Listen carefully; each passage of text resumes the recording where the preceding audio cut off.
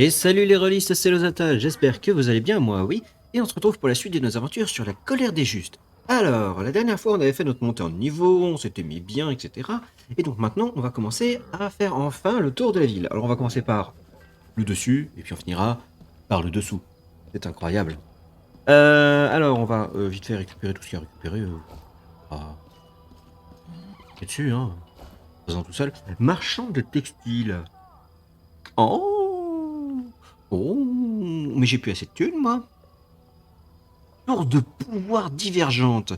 Quand le porteur de cet orbe utilise un pouvoir mythique pour invoquer une créature, il peut choisir de conférer à ses attaques la capacité spéciale sainte ou impie.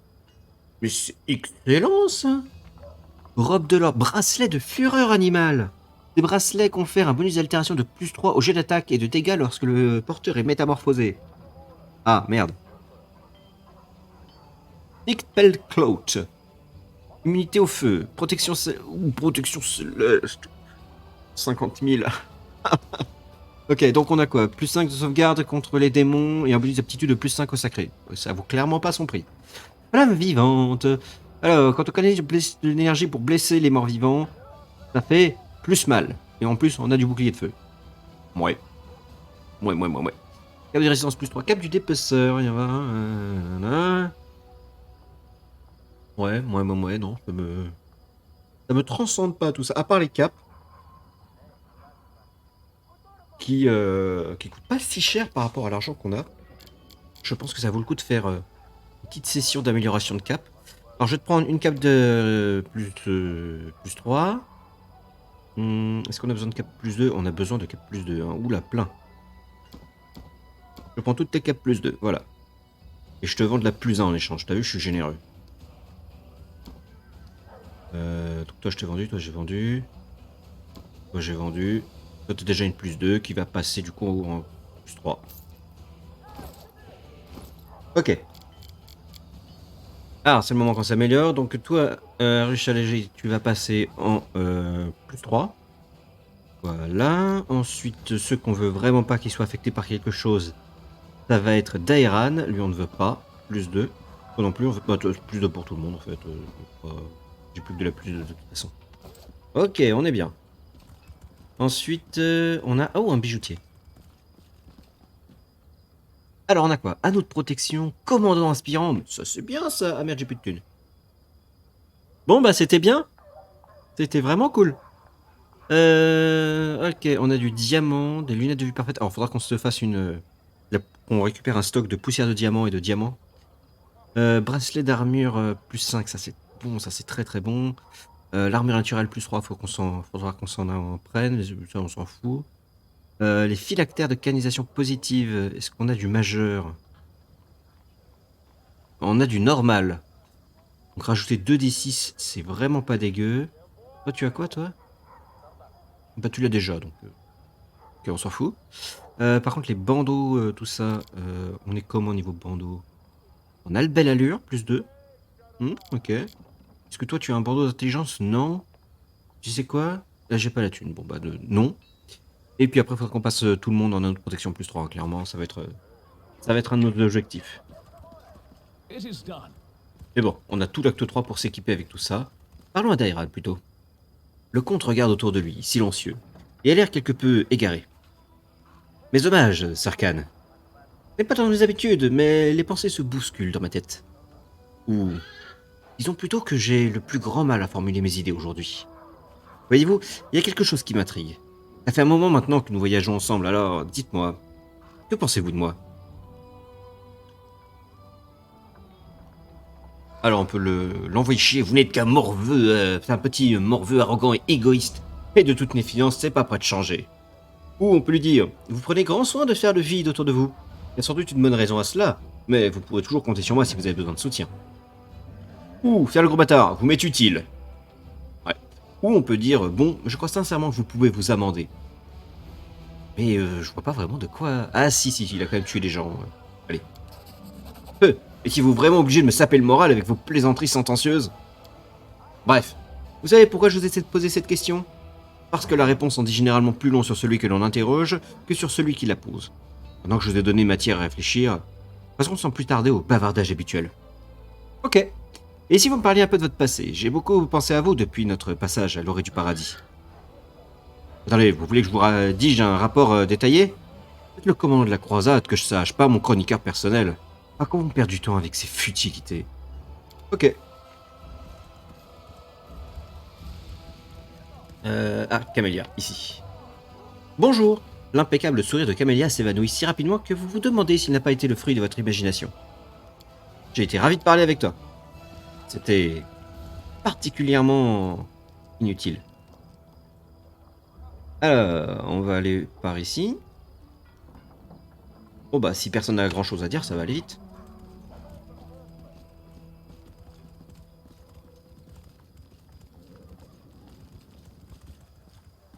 Ah, si seulement tu pouvais te téléporter, toi. Faudrait que je fasse le ménage dans les compétences là, que je retrie un peu tout ça. Ça devient un peu n'importe quoi. Ok, donc c'était par ici qu'on avait attaqué. Hein, souvenez-vous, on avait pénétré par là. On s'est rendu compte qu'on pouvait se passer de là à là. Et c'est devenu du coup maintenant la caserne. Alors, les croisés de Kénabre, croisés du Guet de l'Aigle. Il y a tout le monde ici quoi. Ok, on a Graou. Et Scylla. Bien le bonjour. Alors, qu'est-ce que vous avez prévu en cette belle journée? Où nos pas nous mèneront-ils? Euh... Eh bien, le sort de la Ligue du Chariot vous a beaucoup touché, non? C'est le cas de le dire. Mais je pensais bien faire en aidant une bonne âme à résoudre ses problèmes. Regardez ce que ça a donné. Excusez-moi, mais je n'aurai de cesse de retrouver cœur les Jana. Qu'est-ce qui leur a pris? Est-ce qu'il est possible de leur faire entendre raison? Ou devrais-je simplement admettre que je n'ai commis une grave erreur? Il y a autre chose qui me préoccupe. La façon dont les gens réagissent à nos pouvoirs.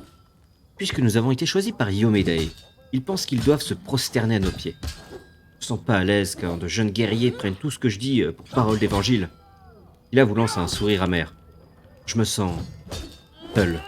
Personne ne va traquer avec moi pour fêter le sauvetage d'un chariot de bière, et j'aimerais bien regagner, pas l'amitié, mais au moins la confiance des autres chevaliers. Surtout ceux que je respecte et que je considère comme mes amis. Elan, par exemple. Ouais. Bah merci d'avoir pris le temps de discuter, hein. Yes. Je j'irais vachement boire avec toi, visiblement. On n'a pas le choix. Dommage, hein, je me serais bien pris une cuite avec toi. Alors... Arsinoé. Ah, tout est en anglais? Oh zut. Bon, alors, grosso modo, c'est une prêtresse d'Abadar qui vient d'Absalom, qui était avant au service d'un certain baron, ou d'une baronesse, qui se serait, soi-disant, trouvée dans les terres volées. Kingmaker, quoi. Donc, du coup, je vous laisse lire tout ça, parce que c'est en anglais, donc je ne vais pas vraiment m'embêter à traduire. Mais en gros, c'est quelqu'un de sympathique et va nous ramener pas mal de soins, pas mal de possibilités. Et c'est aussi à cause d'elle que... Ah oui, puis on lui a demandé d'essayer de nous guérir de la plaie étrange qu'on a, mais elle peut pas. Voilà. Et c'est à cause d'elle justement que je m'étais retrouvé embêté parce que on pouvait plus racheter des parchemins de pénitence et elle n'en vend pas. Et c'est à l'acte 3 que nos choix peuvent commencer à vraiment avoir un impact sur tout ça. Bandeau de mage de bataille. Alors ça nous donne un bandeau de sagesse plus 2, mais aussi, mais aussi en charisme. Ah, il y a des choses à faire dans bandeau d'intelligence plus 4, ça c'est très très bon. On a des choses très intéressantes à aller chercher chez toi, mais on n'a plus la thune.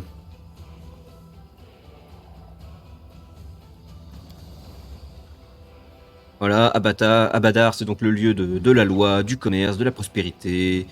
Qu'est-ce que vous faisiez? Qu'est-ce que vous faites à Dresden? Elle nous raconte qu'elle faisait partie du coup, qu'elle était dans les terres volées, là, Stolen Lands. Mais dis donc, vous êtes une Azimar? Oui.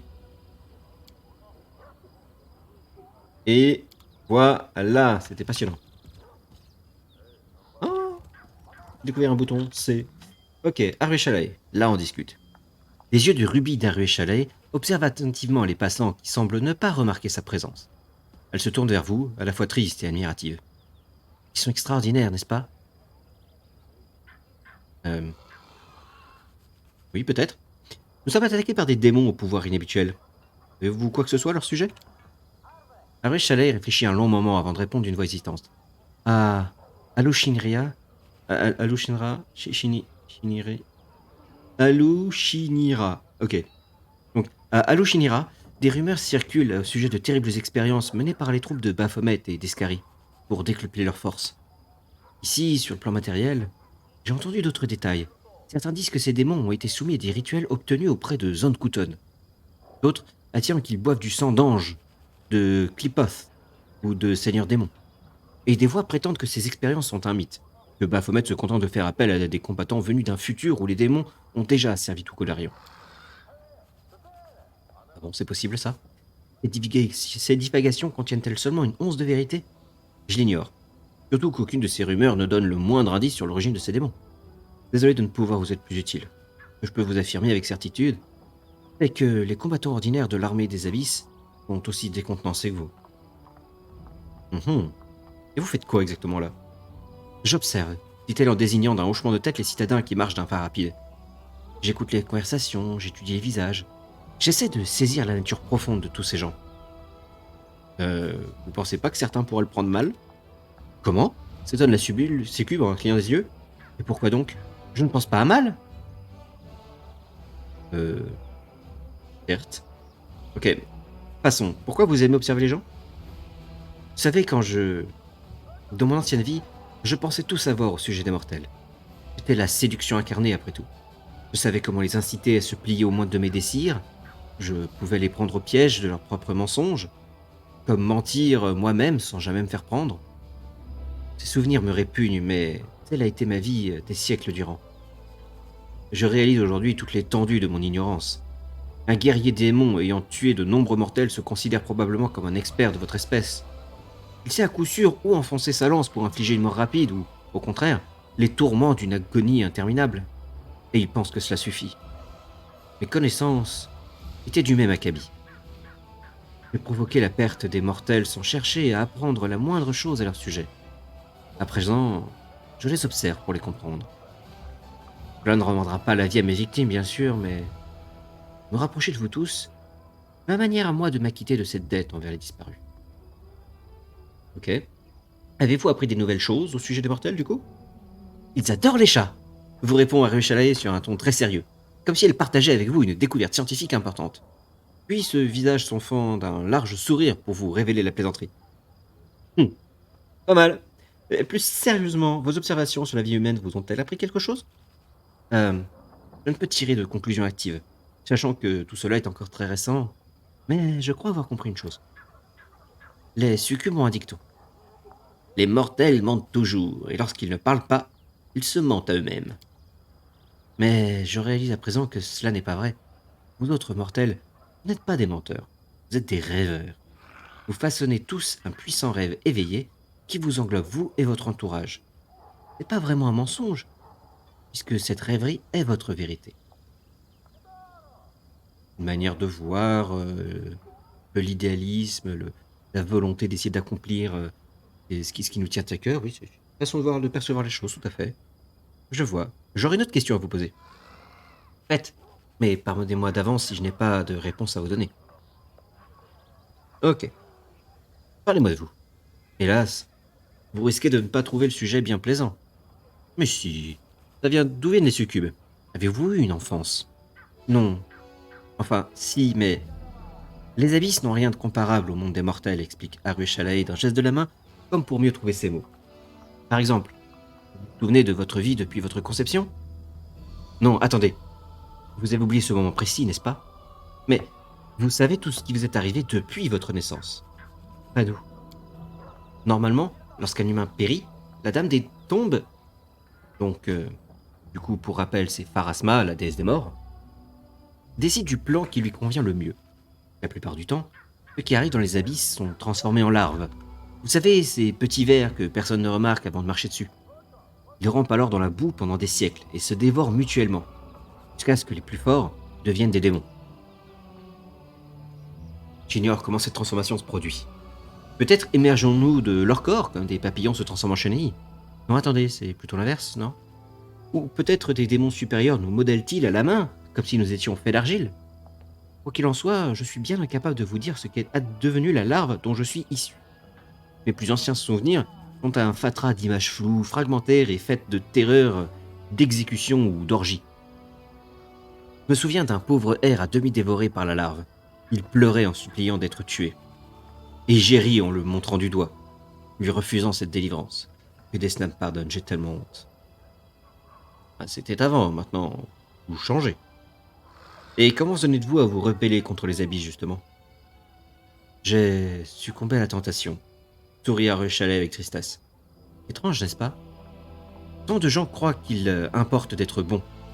Mais rien n'est plus ennuyeux et déplaisant. Tout ce qui est agréable et tentant relève du mal. Même les serviteurs de Dieu du bien en sont convaincus. Vous n'imaginez pas à quel point cela facilite le rôle d'une tentatrice. Toutefois, j'ai eu la chance inouïe de découvrir que ce n'est pas toujours le cas. Ma dernière... commence à Chalet avant de détourner le regard. Ma dernière victime fut une prêtresse de Desna, la gardienne des rêves. Comme vous le savez, les démons ne dorment pas. Or, les mortels parlent toujours d'un rêve qui se réalise lorsqu'ils vivent leur plus grand moment. J'ai donc décidé qu'il serait instructif pour moi d'en apprendre plus à ce sujet, et d'en profiter pour... que la déesse me pardonne, me moquer de Desna. Cette prêtresse gisait donc dans mes bras, mourant de mon baiser. Je, je me souviens du moindre détail. La sueur sur sa peau, ses yeux qui se révulsaient, son murmure presque inaudible. Vous raconter tout cela m'est si pénible. Quoi qu'il en soit, j'ai plongé dans son esprit pour voir de quoi les rêves des mortels étaient faits. Et la déesse a bien vite remarqué mon intrusion dans son royaume, qui m'y a amené à y rester bien plus longtemps que je ne l'avais escompté. Et vous a fait quoi, Desna? Elle m'a puni, en m'accordant sa miséricorde. Je me demande souvent pourquoi moi? Elle aurait pu me faire disparaître en fumée d'un claquement de doigts. Les dieux se préoccupent rarement de la vie des mortels, et encore moins de celle des démons. Mais, des raisons qui n'appartiennent qu'à elle, Desna m'a accordé une attention toute particulière.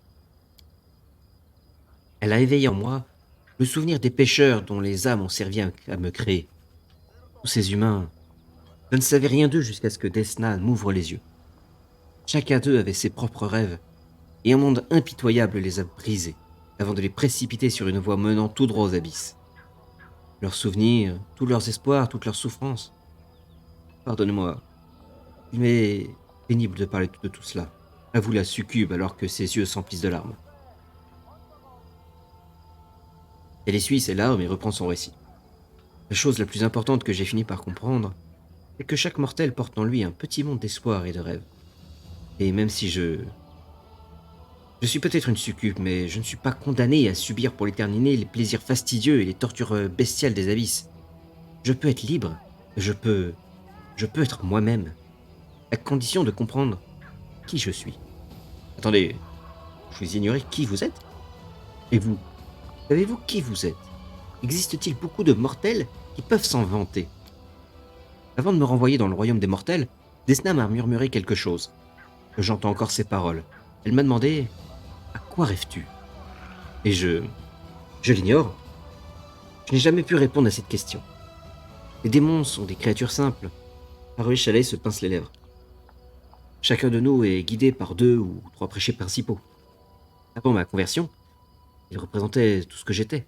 Une simple boule de désir avide de sexe, de flatterie, de gourmandise, sans conscience sous-jacente. Mais à présent, je suis un être bien réel. Et c'est à la fois formidable et tellement compliqué. S'émeut Haruhi Chalet en accompagnant son sourire d'un geste d'excuse. Ok. Et vous avez fait quoi après avoir été converti par Desna? Eh bien, j'ai voyagé. Au début, j'ai cru qu'il serait sage de me tenir à l'écart des démons et de leurs tentations en me réfugiant à Absalom. Ou plus loin encore, sur un autre plan. Mais j'ai fini par réaliser que je ne méritais pas encore ma liberté. Les abysses étaient encore en moi. Ils m'appelaient, me cajolaient, m'ensorcelaient. Une fuite n'aurait eu pour effet que de me pousser à retomber dans mes vieilles habitudes. Confessa Haruhi Chalet avec une réticence manifeste. C'est pourquoi je suis venu ici, prendre part à la guerre, pour me rappeler qui est mon ennemi, pour vaincre les démons, et pas uniquement pour le monde des mortels, mais aussi pour moi-même. Parce que si je ne pourfends pas mon passé, Il me poursuivra à tout jamais. Je suis une menteuse hors pair. J'en suis plus fier, mais cela reste la triste vérité. Jusqu'à la fin, les démons n'ont jamais soupçonné ma trahison. J'ai fait office d'espionne, transmettant régulièrement aux disciples de Destat ce que j'apprenais. Naturellement, je leur taisais quand même mon identité. Je ne me serais jamais fait prendre. Mais l'heure n'était plus à la prudence quand j'ai appris que Descari prévoyait d'attaquer Calabre. J'ai tout risqué pour vous avertir et je l'ai payé de ma liberté.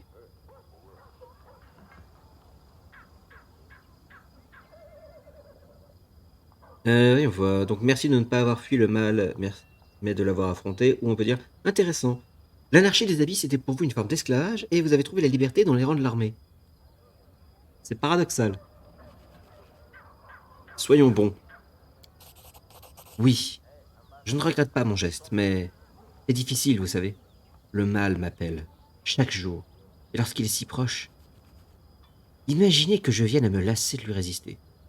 Non, ça se produira pas. Vous vénérez désormais Desna, n'est-ce pas? Oui, la déesse a déjà fait beaucoup pour moi, bien que je ne l'ai jamais mérité. Faire de nouveau appel à elle relèverait de l'arrogance.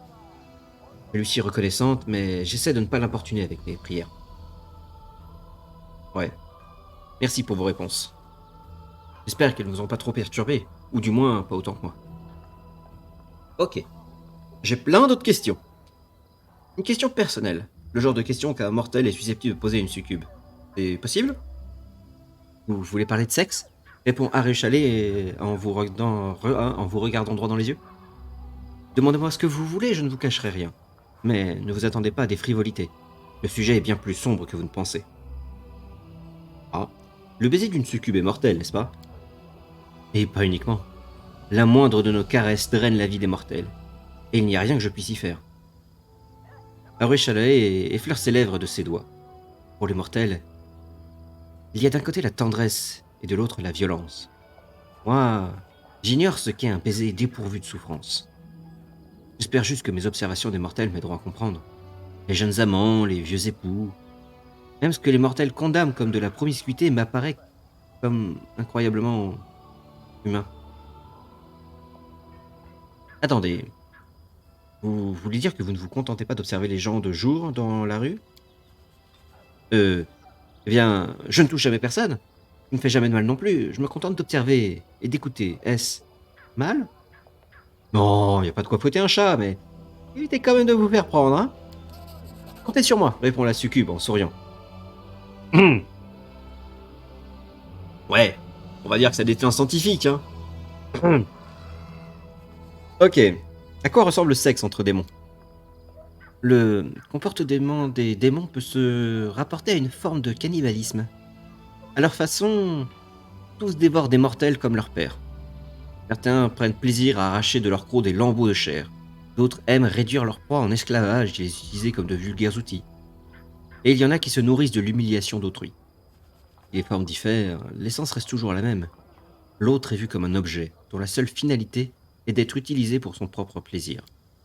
Chez les démons, le sexe n'est qu'une forme de violence parmi d'autres.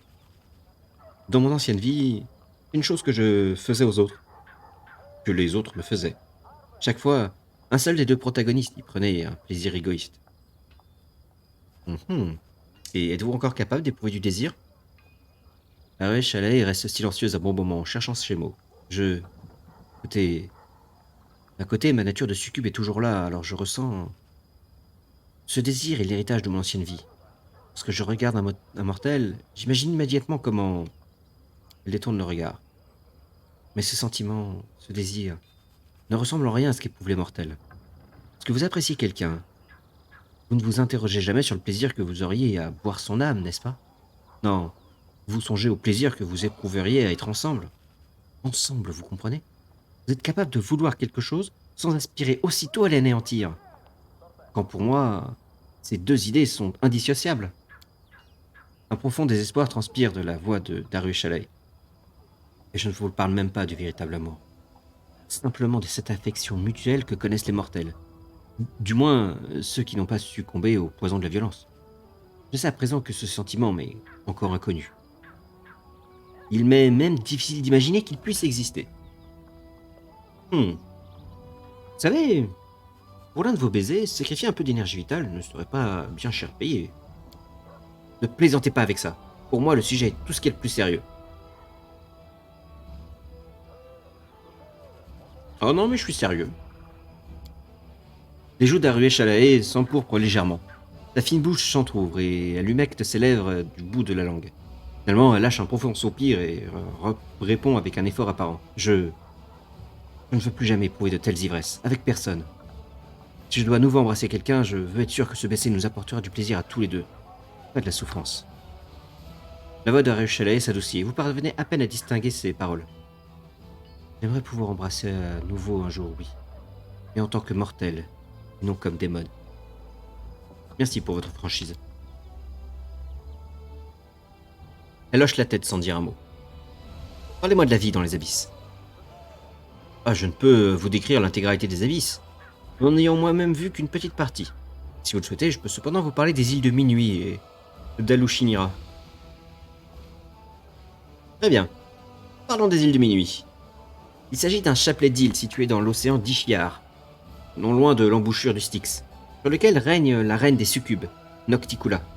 Le soleil n'y brille jamais. Tout y est plongé dans une nuit éternelle, qu'une lune blafarde trouble pendant quelques heures. Chacune des îles constitue l'un des trophées de Nocticula, le reliquat d'une entité puissante qu'elle a abattue de ses propres mains. Comme vous pouvez le voir, on ne peut pas faire le moindre pas dans les abysses sans fouler des cadavres du pied. Ok, alors parlons d'Alushinira. La cité de Porphyre est la capitale de Nocticula. Il n'en existe pas de semblable dans le monde des mortels. En comparaison, Absalom n'est qu'un simple village. Des millions, et je pèse mes mots. Écrit je pèse mes morts, mais c'est je pèse mes mots. Des millions de démons et de mortels y vivent. Certains y viennent de leur plein gré, et pas seulement de Golarion, mais aussi d'autres plans d'existence. Nocticula garde ses frontières ouvertes et se réjouit d'accueillir dans sa ville de nombreux visiteurs, marchands et voyageurs. D'autres arrivent enchaînés, le trafic d'esclaves est l'activité la plus florissante de la cité de Porphyre. De loin, la ville peut paraître joyeuse.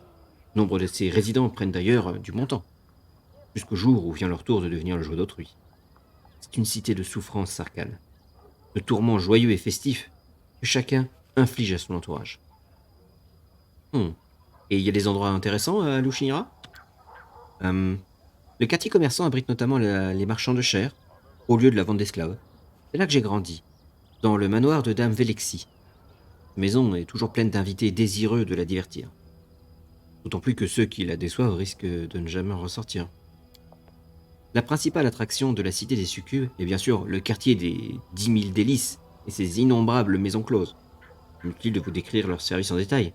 Sachez simplement que, quels que soient vos désirs, il y aura toujours quelqu'un pour les satisfaire.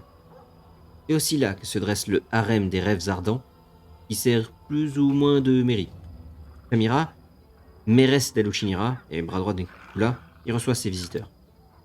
La ville compte également de nombreuses arènes pour ceux qui préfèrent les activités plus violentes. La plus célèbre d'entre elles est sans doute le délice martial. On y livre bataille sans répit ni règlement. Peu importe les coups tordus employés pour arracher la victoire.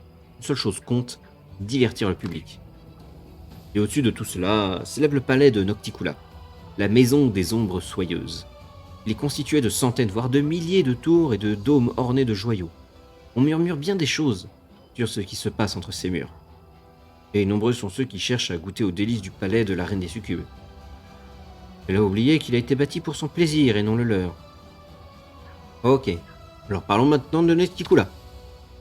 Eh bien, on l'appelle la Dame des Ombres, et l'on raconte qu'elle est la toute première des succubes. Elle est loin d'être la plus redoutable des seigneurs démons. Mais cela ne l'a pas empêchée de provoquer la chute de créatures bien plus puissantes qu'elle, et de bâtir son royaume sur leurs ossements. Comme Lamashtu, elle cherche à devenir une véritable déesse. Elle aime le meurtre, mais ses principaux outils sont la séduction et la duplicité.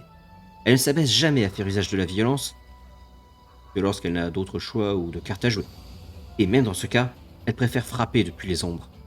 Son arme favorite est l'arbalète, même si un garrot de soie lui convient sans doute mieux. Si vous la rencontrez un jour, ne croyez pas un traître mot de ce qu'elle vous raconte, et ne cédez pas à ses provocations. N'essayez pas de l'abattre à son propre jeu, et plus important encore, souvenez-vous que la pire erreur serait de la sous-estimer. Ok, je retiens. J'espère qu'elles vous seront utiles, ces informations. Ok. Et vous pensez quoi des pouvoirs que vous avez reçus par mon entremise?